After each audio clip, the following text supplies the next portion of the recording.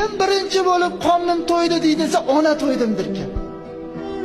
Bir onamizni ichayotgan kosasidagi ovqatiga qaraganmizmi? Bechora bir katta go'sht solib yemaydi, chunki erim yesin, o'g'lim yesin deydi. Qo'yiq ovqat ham o'ziga sololmaydi bechora. Lekin qozonni boshida o'zi o'tiradi, o'zi quyadi, lekin o'ziga suyib quyadi. Nimaga? Erim yesin, o'g'lim yesin. Nimaga? Chunki ona ekan. Bir yoshligimizni eslang.